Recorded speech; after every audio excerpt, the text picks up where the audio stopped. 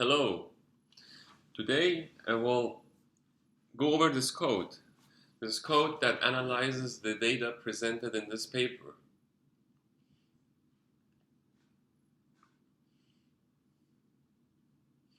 It's available on Blackboard, both the paper and the data and the code.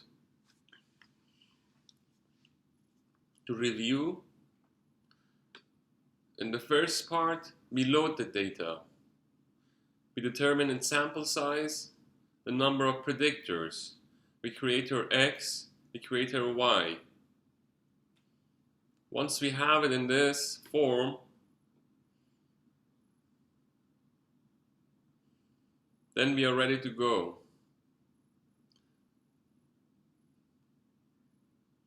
In this part, we fit a lasso logistic model. We set the tuning parameter lambda using cross-validation, and we calculate the type 1 and the type 2 error. Note that in this, here we are doing only training data. Then we're creating a bar plot of the coefficients.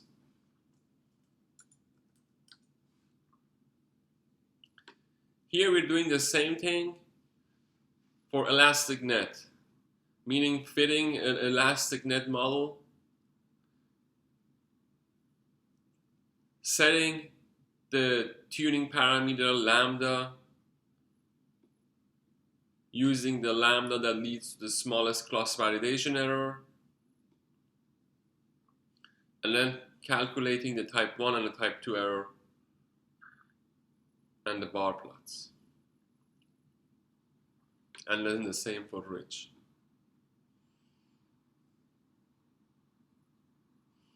Then we go to support vector machines.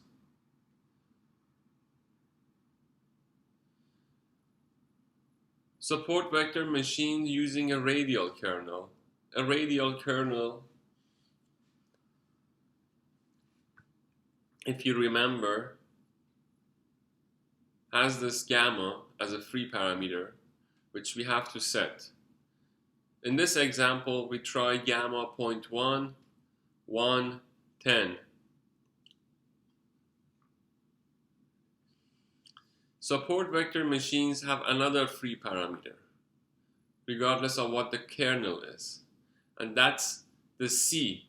Remember the C for support vector machines. If you don't, go back to the lecture notes and the book. We have to tune C2. C is expressed using cost. Cost is the opposite of C. So a large cost means a small c. A large C means a small cost. Nevertheless, we need to tune it. And the way it's done is using this function tune by calling SVM, giving it the data, telling it what kernel we want, and the range of values we want to calculate the cross-validation error around.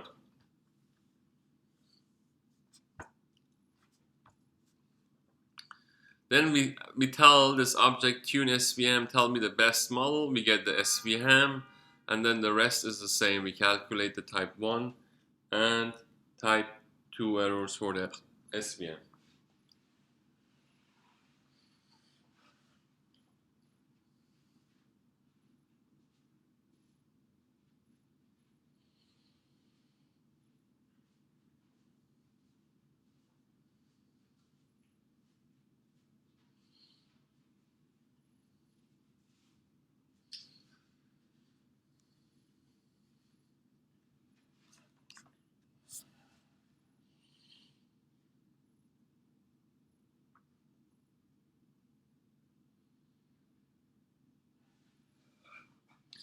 The next part is a tree.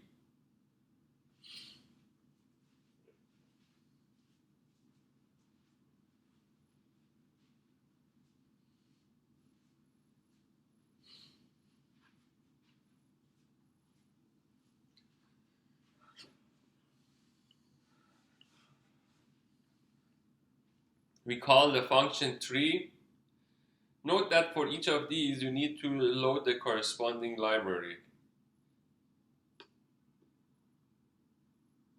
This is for tree. I don't remember which one was for support vector machines.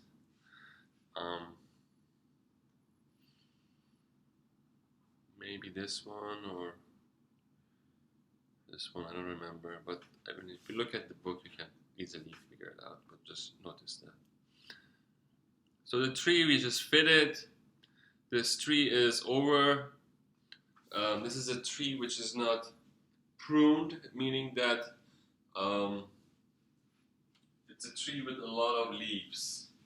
It tends to overfit this type of tree because it's not pruned. But then, once we have the tree, we use the predict function and calculate type 1 and type 2 error. Here, we prune the tree.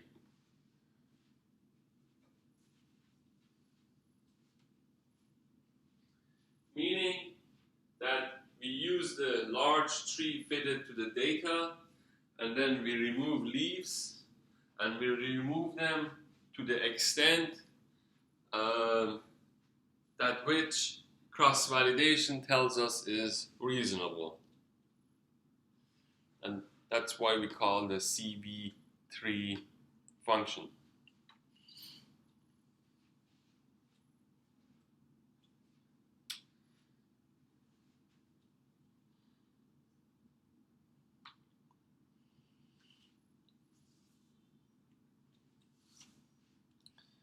Then we get the size of the tree for which the cross-validation deviance is minimum. Then we call this prune misclassification function, which prunes the tree that we got here to the optimal size that we got from these two lines. So these two lines are there to determine the optimal size, optimal in the sense of minimizing the cross-validation error, obviously. And then using that size to prune the tree. Once we have the pruned tree fit, then we treat it as a tree, and the rest is the same, so we calculate the type 1 and the type 2 errors.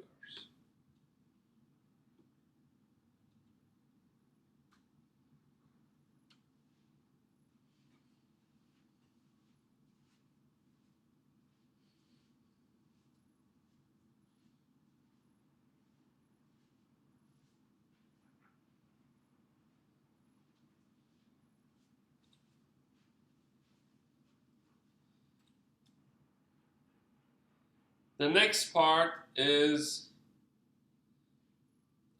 running a random forest. A random forest is an average of many trees. A random forest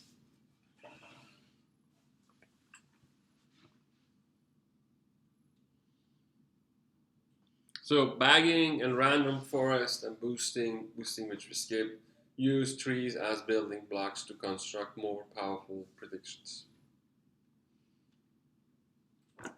How?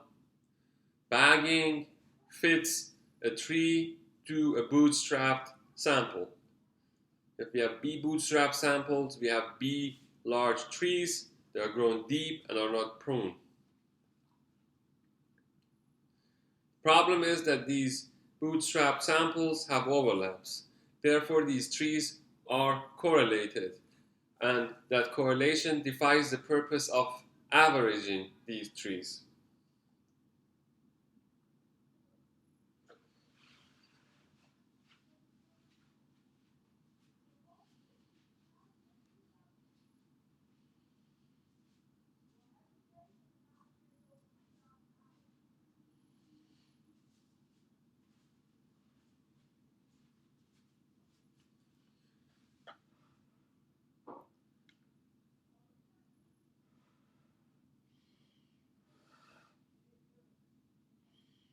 Now, random forest addresses the high correlation of the trees by decorrelating the trees.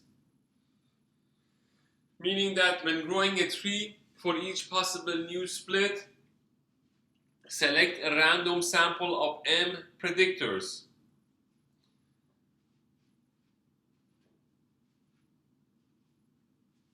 The total number of predictors available is p. But in the random forest, we set m to a number less than p. If we set m equal to p, we get bagging. Typically, square root of p is being used.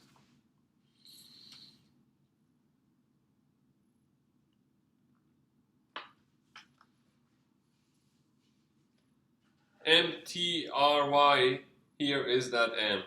We set it to square root of p. We fit a random forest, and then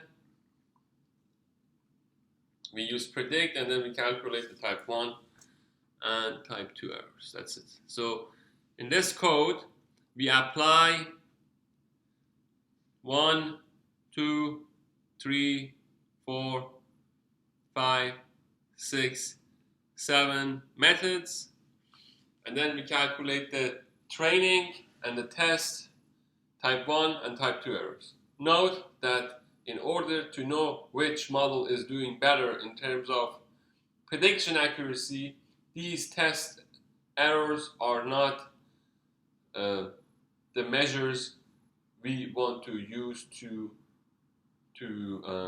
rank these different models in terms of their prediction performance. In order to do that, we need a test set. And a test set can be created by putting aside a small part of the whole data set we have and then using that as a test set.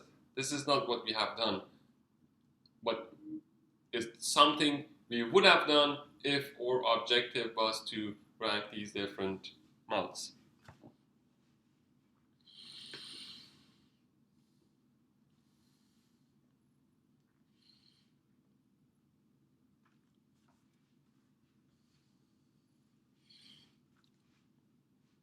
Problem is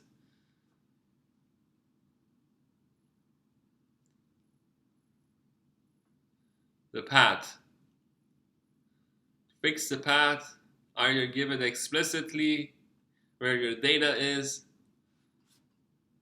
or set the path directory to the source location. I have saved my data in the same folder as the code.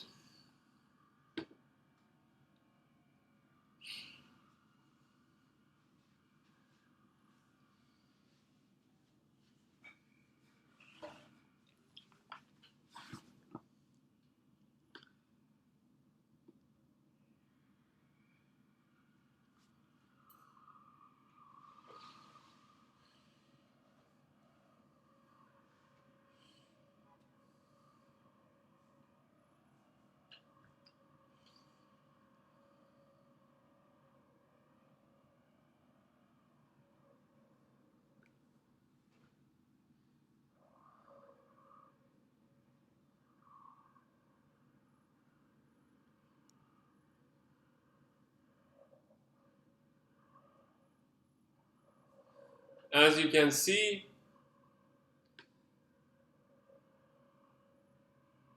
random forest achieves a 0 training error.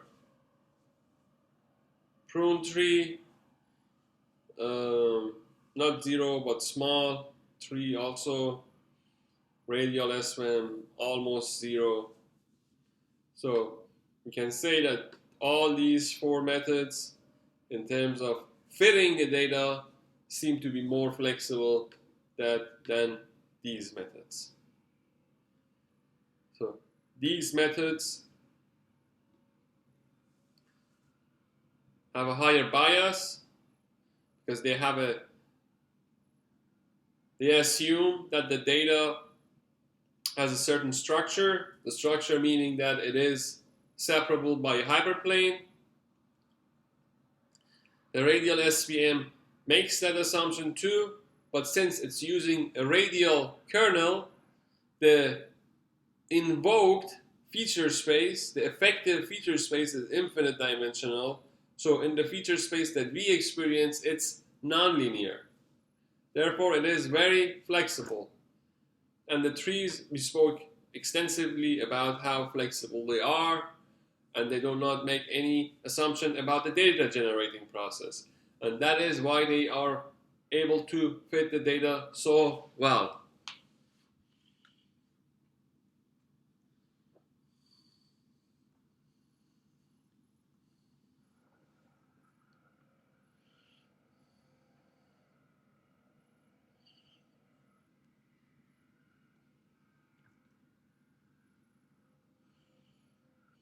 Now it's a good place to come back and look at this figure at the beginning of the semester, beginning of the book. Interpretability versus flexibility, subset selection, lasso. This means everything such as lasso logistic, ridge logistic, elastic net logistic. They have a high interpretability, low flexibility. Whereas support vector machines and trees have less interpretability but more flexibility.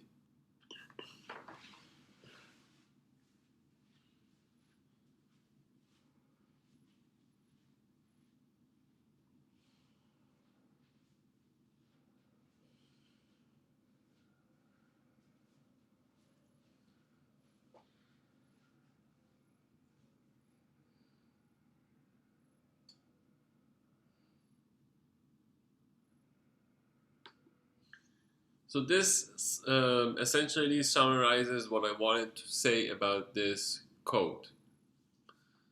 And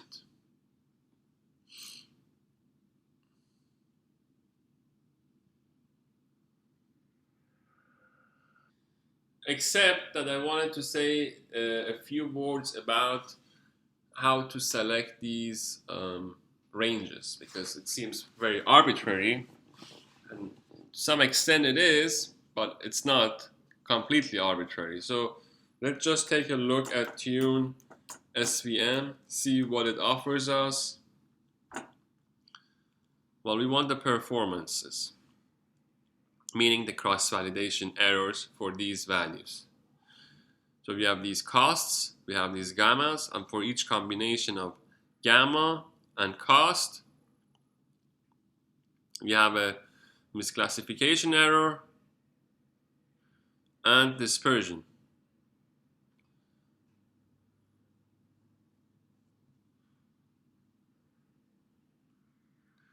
So dispersion here refers to the variance, and we will just ignore it, but roughly speaking, it's similar to the Gini index we spoke about for random forest. So the closer this number is to, the closer the probabilities are to 0.5, the bigger the dispersion. So the dispersion is a measure of variability. Variability meaning that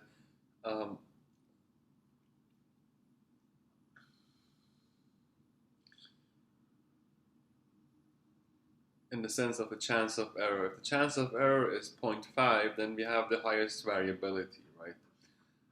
So, but we look only for error, and then we want the smallest error.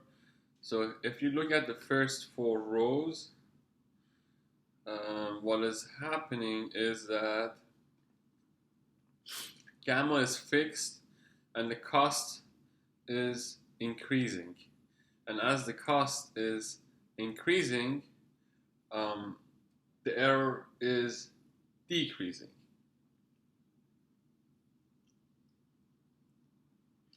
Recall that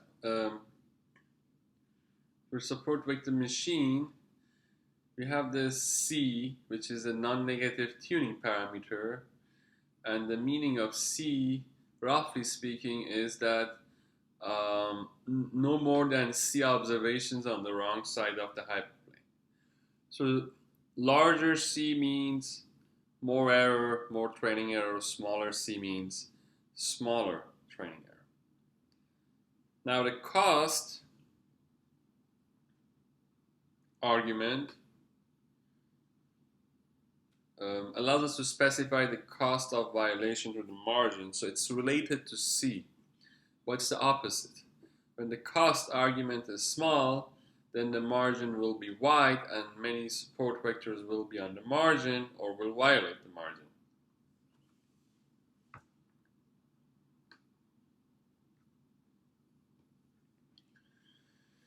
On the other hand, when the cost argument is large, the margin will be narrow and there will be few support vectors on the margin or violating it.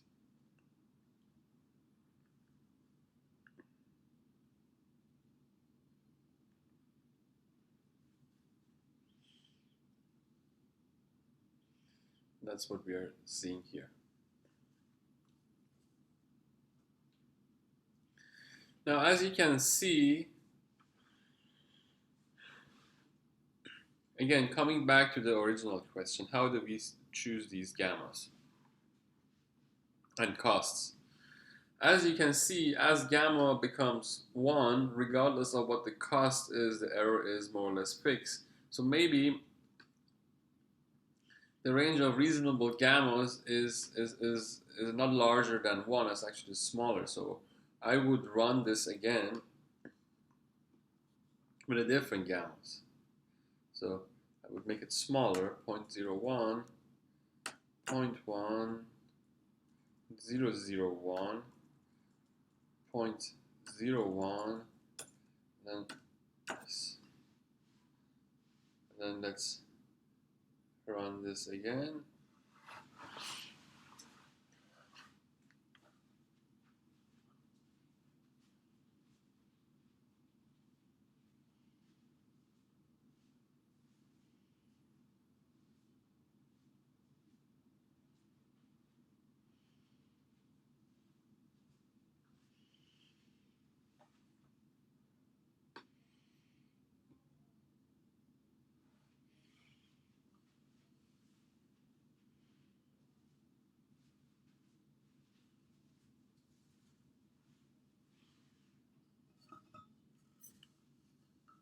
Okay.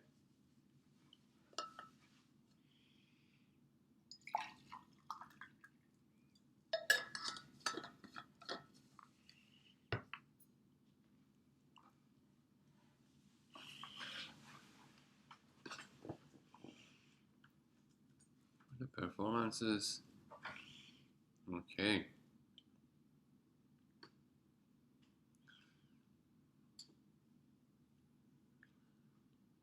Goes down. Oh, it goes even down.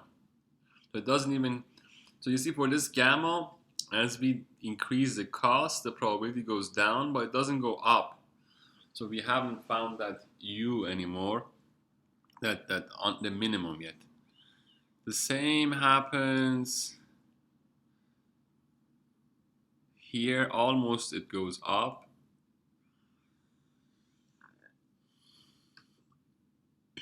And here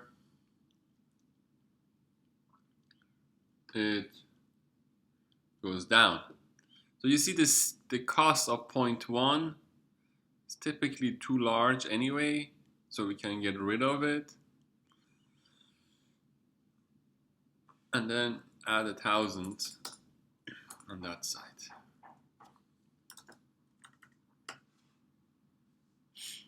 And then let's see.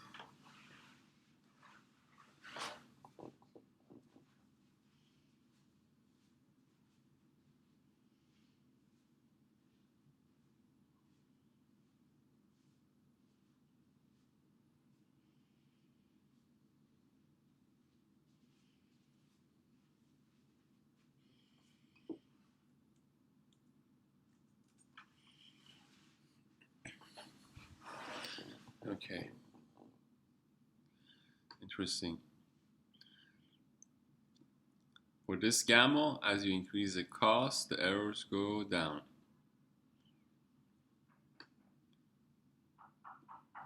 For this gamma, as the cost goes up, the error goes down, and then it goes up. So we're kind of finding the minimum. And then for this one, it's pretty constant. So it seems like the area we are interested in is around cost 10 and gamma 0.01. Okay.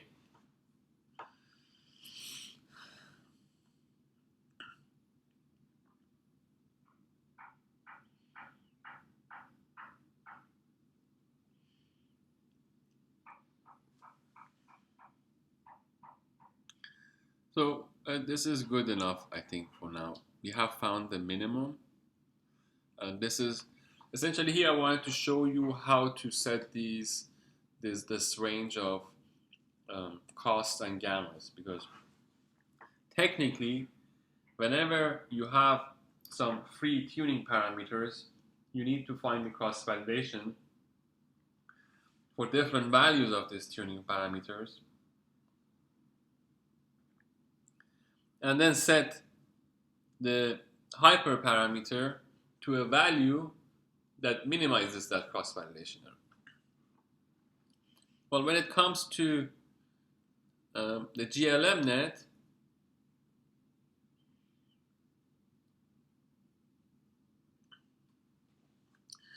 you don't need to give it, though you can give lambda a range of lambdas here. Internally, the function knows how to find the reasonable range of lambdas so that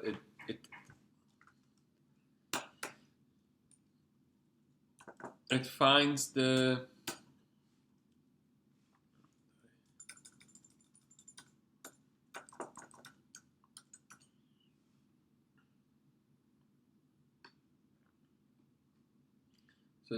this minimum, this U shape more or less, and it finds the minimum. So if you were giving it the range of lambdas from here onwards, then you would miss it. Miss the minimum.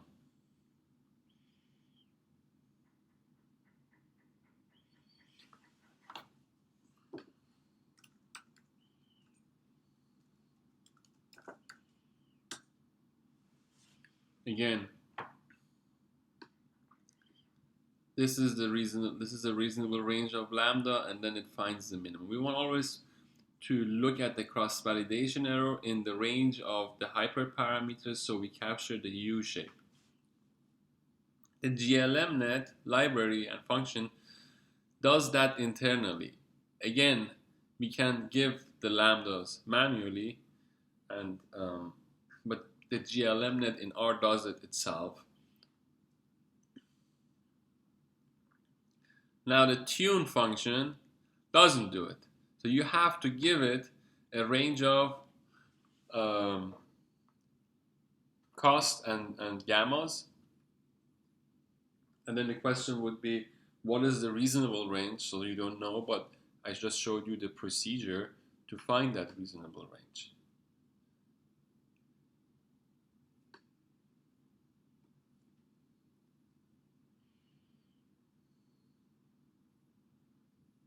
A better way than just looking at the table, at the numbers, is to plot them. But and that's what we would do if we had one free parameter. We would just plot it, the cross validation error versus the parameter, and see if it has a U shape. But since here we have two variables, we need a heat map. And the ggplot library allows us to make beautiful heat maps. Very basic. You have the X and Y, and then you have the numeric, and then you just use like 3 lines of code, which I'm copy pasting from here.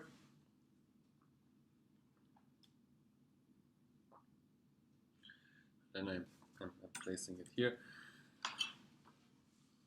Now it's useful rather to have the gammas set outside the function. So you just take this out, call this gammas, and then I have the costs. Should I put here?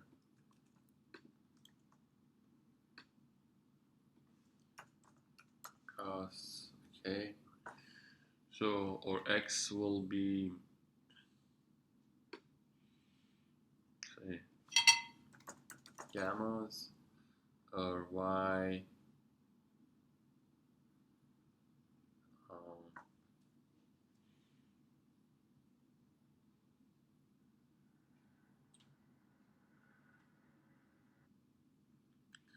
will be the costs,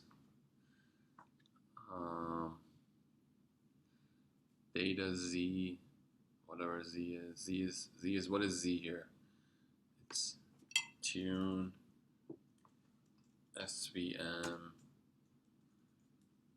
performances, right? What do we want here? We want the error, so it's the third column. All the rows, third column. Okay, that's good. The errors, we place it in here, and that's it, I guess. Let's see.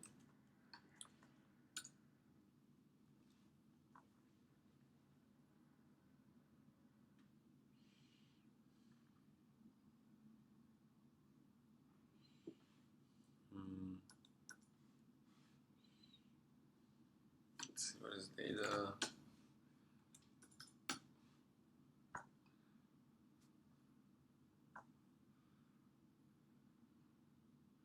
Let's call this SVM CV errors.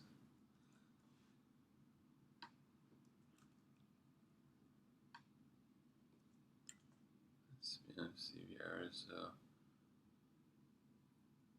you have that. You have that. You have this, and SVM CV errors.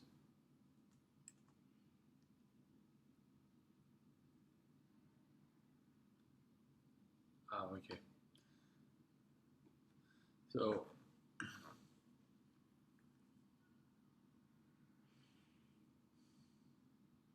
why is happening this? Because, I mean, obviously, these values are logarithmically, so it jumps from here to here to here.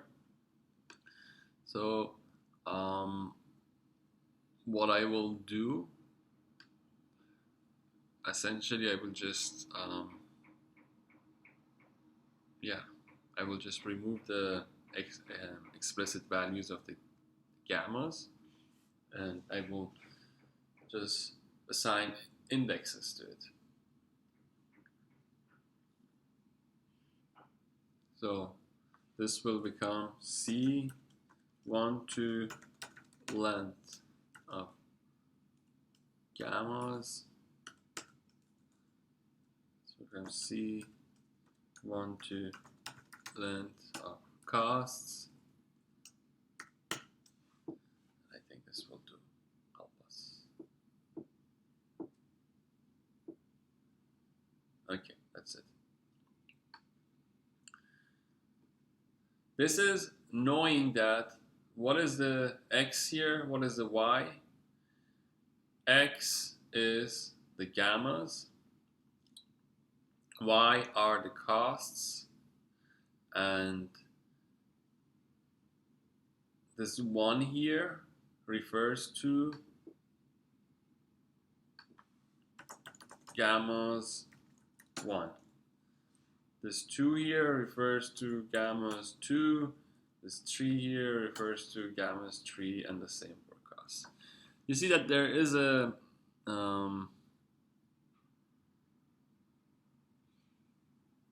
let's let's look at these CV errors.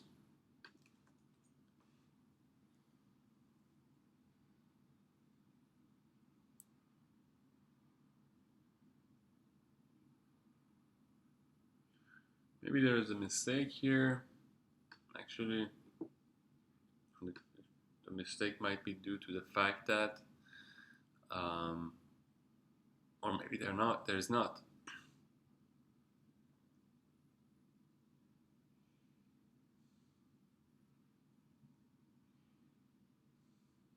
In order to see whether there's an error or not, I suggest we go back to gammas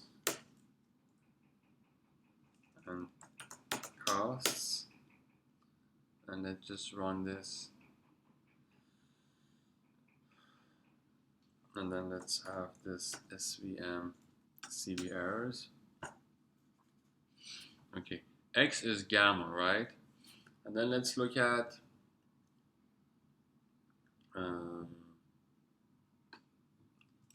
tune SVM performances.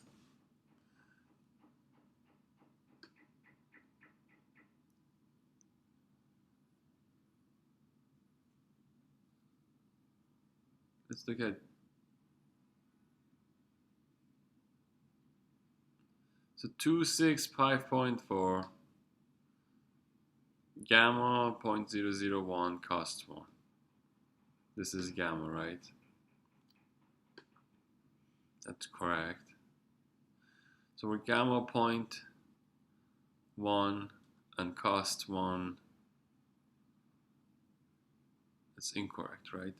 Gamma 0.01 is here, and cost 1 is here, and the error should be 0.17.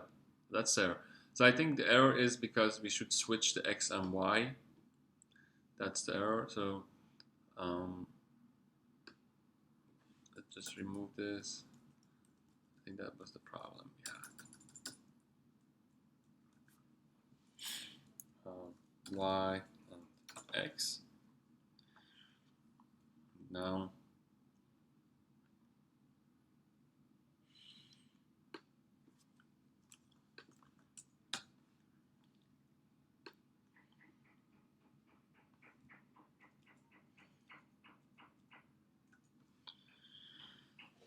it will look more similar. 26229 obviously, but the thing is that these 4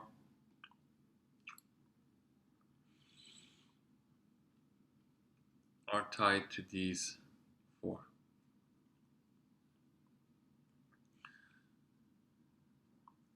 So now that Y refers to gamma, this Y1 is gamma 0.001, and this X2 is cost 10, and okay, that's fine.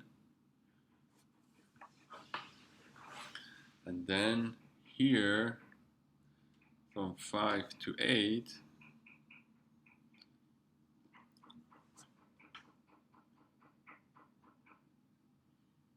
okay, now this is correct.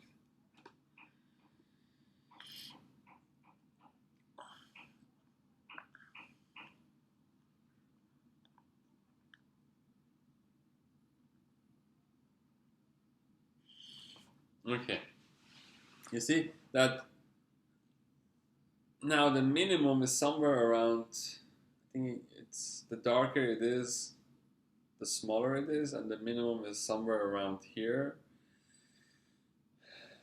It seems that the Y3, which refers to this gamma, is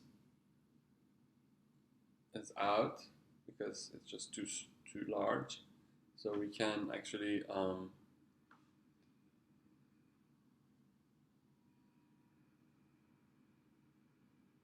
maybe remove it, make this a little, actually let's just extend this, make this 4.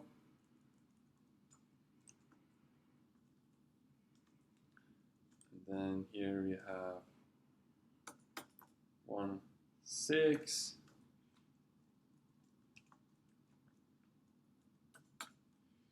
And then here we have 64. And then, yeah, that's it. And then for this range, it seems that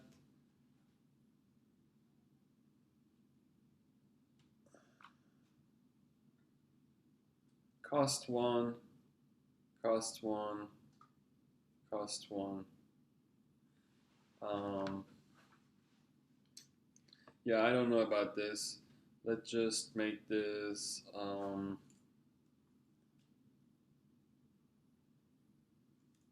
2, 4, 8. Oh, that's good. It'll take forever to get there. Let's make it 5. 5, 25, 1, 25, 6, 25. And let's just run this.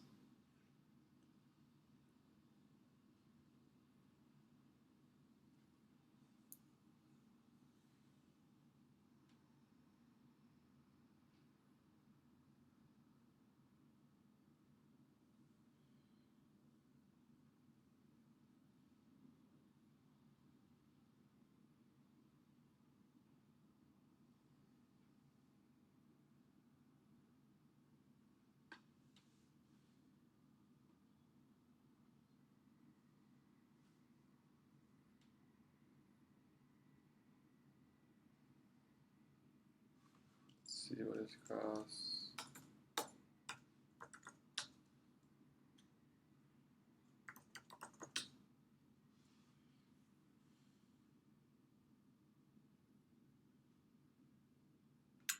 Fuck, sorry. Okay, I know what we did.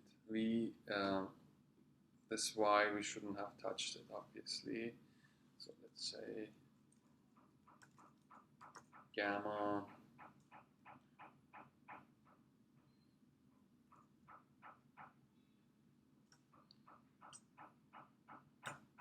let's just do this. Gamma j cost I. Okay.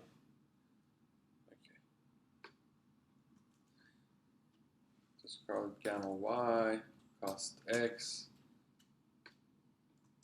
Gamma y goes here. Cost x goes here.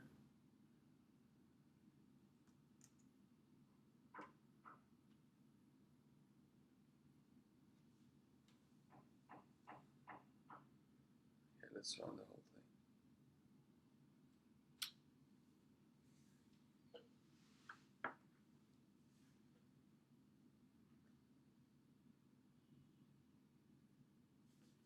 Okay. So let's run this. Okay, better.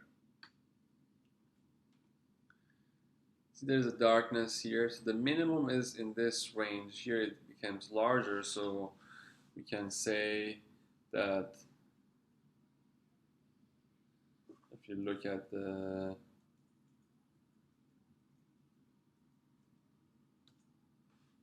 tune performances,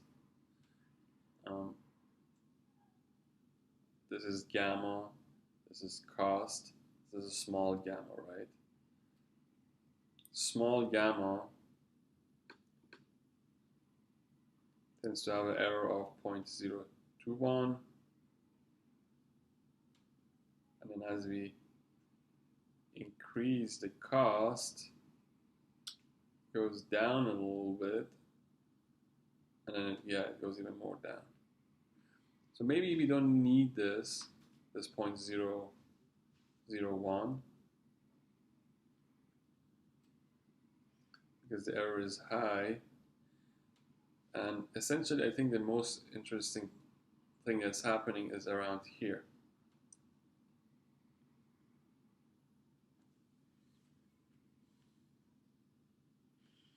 So the process is just to look at this try to find a area where you have a clear minimum, and here we have. The only problem is that for this range of gamma, the error is almost constant. So whatever we're doing is probably around this gamma we should be focused at. And yeah, it seems that regardless of what the cost is, the error is fixed. So maybe we can,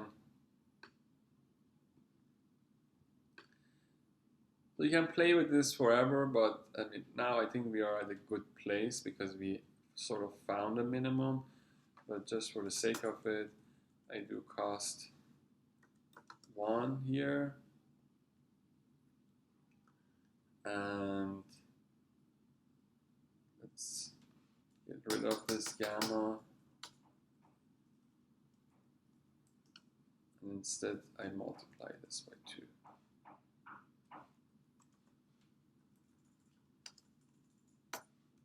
Eight, 16, then it gives me a 32 here. Okay, so for this one I go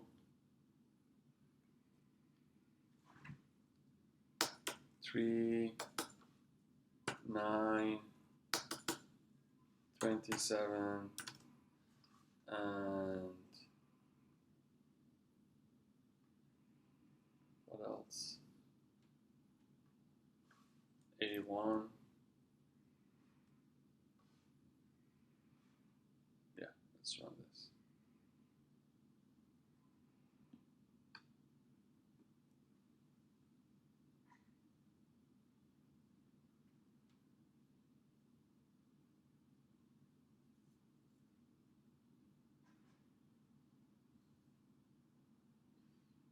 Okay, let's look at this.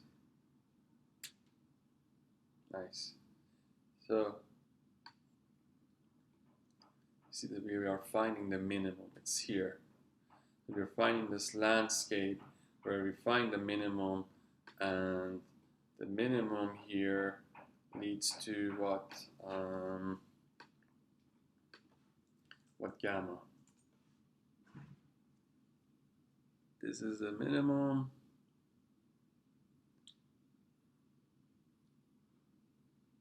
And it's for a cost of 9 and gamma 0.016. So I just wanted, I mean, the reason we had these errors and I was playing around just to show you the process. It's a process. There's no formula. There's no recipe. You have to play with it, know what are you looking for. And then once you know it, then you can play, and then you can find the range of hyperparameters which you should look at. And as I said before, for logistic regression problems, linear regression problems with penalty, we know very efficient ways how to determine this interval. The code does it for us, but for support vector machines, we have to give it, and it involves a little bit of playing around. Once you got it, then you found it. Okay? Thank you.